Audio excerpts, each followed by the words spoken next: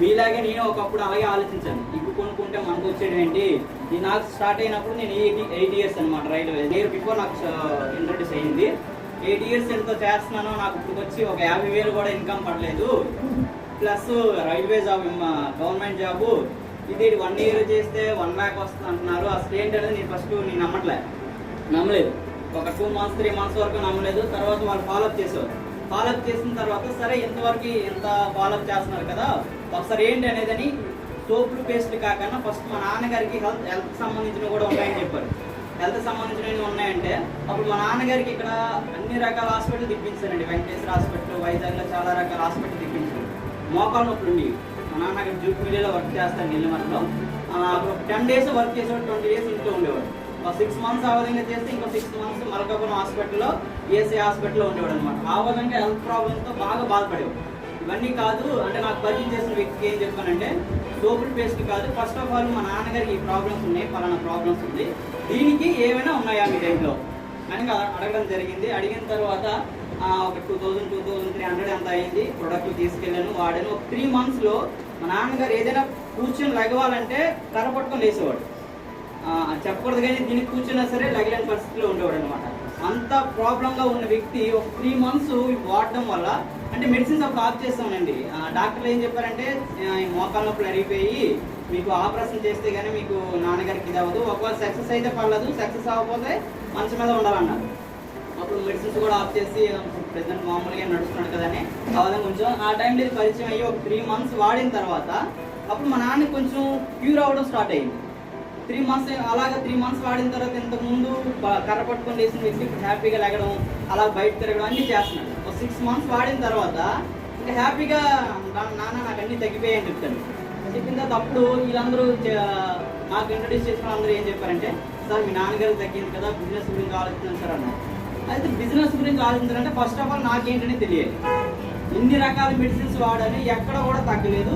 ఇది వాడడం వల్ల తగ్గి ఈ ప్రొడక్ట్లు ఎలా పనిచేస్తాయి, మెడిసిన్స్కి దీనికి తేడా ఏంటి, అలాగే ఇందులో డబ్బులు వస్తాయి. నెలకు 1 కోటి రూపాయలు కూడా సంపాదించే వాళ్ళు అప్పట్లో 1 కోటి రూపాయలు సంపాదించే వాళ్ళు ఉన్నారు. ఇప్పుడు 1,60,00,000 పైన ఇన్కమ్ తీసుకుంటున్నారు. మన దాంట్లో ఉన్నారు సిద్ధార్థ్ గారు.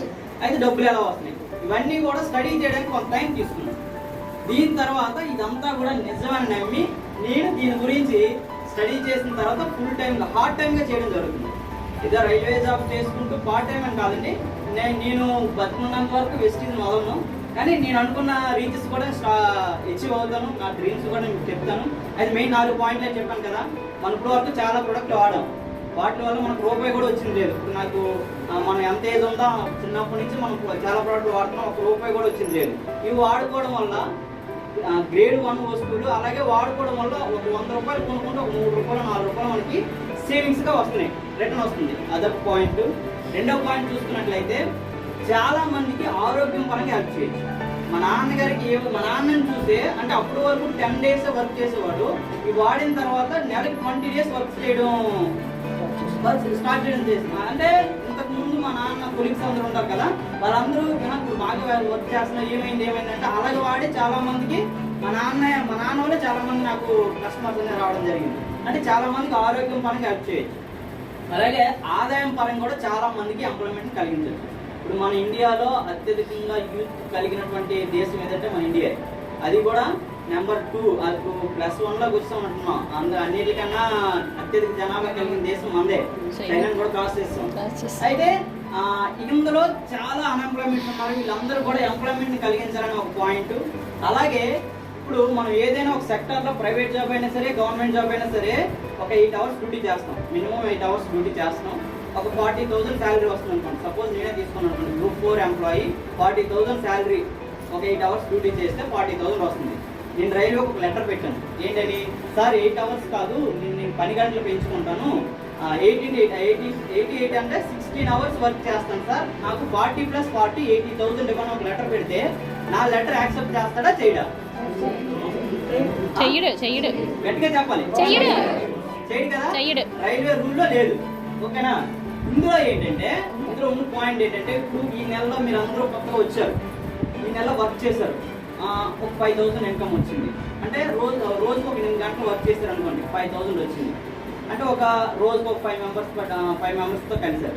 అదే 8 hours లో 5 members కాకుండా 10 members కలవండి. 8 hours కన్నా 12 hours చేయండి. ఇందులో 5,000ని 10,000 చేసుకునే సామర్థ్యం ఉంది.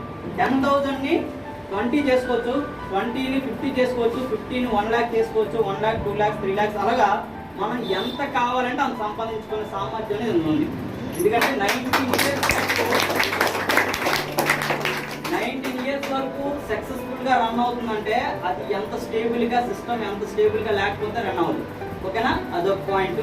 అలాగే ఇంకోటి చూసుకున్నట్లయితే ఏదైనా గవర్నమెంట్ జాబ్ కానీ, అంటే గవర్నమెంట్ జాబ్లో మ్యాక్సిమం ఉంటుంది, వాళ్ళు గవర్నమెంట్ జాబ్ వాళ్ళు చనిపోతే వాళ్ళ ఫ్యామిలీకి జాబ్ ఇవ్వడం అనేది జరుగుతుంది.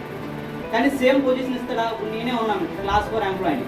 నేను కొంచెం బాగా చదువుకొని డిపార్ట్మెంటల్ ఎగ్జామ్స్ కొన్ని బాగా చదువుకొని డిఆర్ఎం లెవెల్లోకి వెళ్ళాను, డివిజనల్ రైల్వే మేనేజర్ వరకు.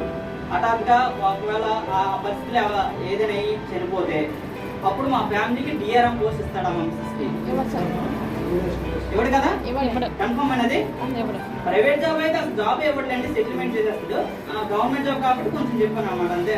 ఏదో కోర్స్ ఇస్తాడు, క్లాస్ 4 క్లాస్ 3 ఏదో. క్లాస్ 1 జాబ్ అయితే ఇవ్వడు, మనం ఏ పొజిషన్ ఉన్నాం. అయితే ఇందులో ఏంటంటే లైవ్ ఎగ్జాంపుల్స్ కూడా ఉన్నాయి మన దగ్గర. తెలుగు వాళ్ళు ఉన్నారు, హిందీ వాళ్ళు ఉన్నారు, చాలా మంది ఉన్నారు, 40+ ఉన్నారు పీపుల్స్.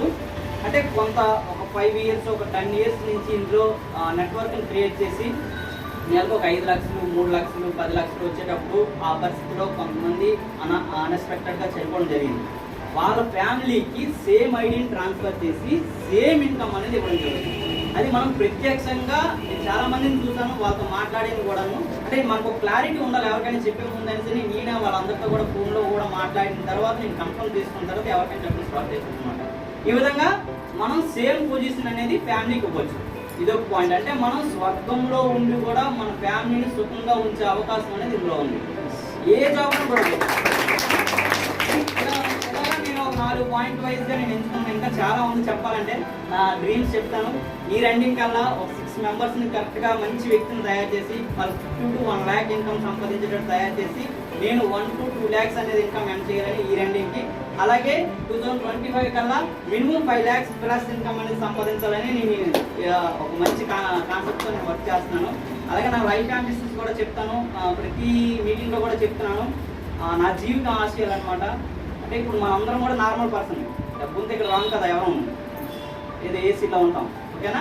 అయితే మనందరం కూడా అంటే నాలాంటి వ్యక్తులు, అంటే నాలాంటి ఆలోచన కలిగిన వ్యక్తులను తయారు చేసి ఒక 100 మందిని నేను తయారు చేసి నేను పోటీస్తున్నట్టు, అలాగే వాళ్ళను కూడా నా ఆలోచనలు అలాగే ఈ సిస్టమ్కు అనుగుణంగా తయారు చేసి వాళ్ళను కూడా పోటీసులుగా తయారు చేయాలని నా టార్గెట్. అది లైఫ్ అంబిషన్. ఇంకా ముందుకెళ్ళే కొద్ది 100 మంది, 200 అవ్వచ్చు, 200, 500 అవ్వచ్చు. ఫస్ట్ అయితే ఒక 100 మందిని టార్గెట్ చేస్తున్నాను. ఆ 100 మంది కూడా మంచి వ్యక్తిత్వం ఉండాలి. అలాగే వచ్చిన వాళ్ళందరూ కూడా అందరూ ఫస్ట్లో ఎవరికి మంచి వ్యక్తిత్వం ఉండదు, అలాగే ఎప్పటికప్పుడు చేంజ్ అవుతూ ఉండాలి. ఈ విధంగా ఒక 100 మందిని పోటీసులుగా తయారు చేయాలి. అది నా లైఫ్ అంబిషన్. ఇంకోటి ఏంటంటే ఒక 500 మందిని, అంటే వాళ్ళు ఉన్న ఇంటికాడ వాళ్ళు వదిలేస్తారు కదా, చిన్నపిల్లలని కాదు, పెద్దలని కాదు, ఏది నేను ఎవరైనా సరే ఒక 500 మందిని చేరదీసి ఒక ఆశీర్వాదం పెట్టి వాళ్ళకి నేనున్నా లేకపోయినా వాళ్ళ జీవితంలో ఫుడ్ పెట్టాలని నాకు ఆలోచన అనమాట. ఇది నా లైఫ్ అంబిషన్. ఈ అవకాశం ఇచ్చినందుకు అందరికీ ధన్యవాదాలు తెలియజేసుకుంటూ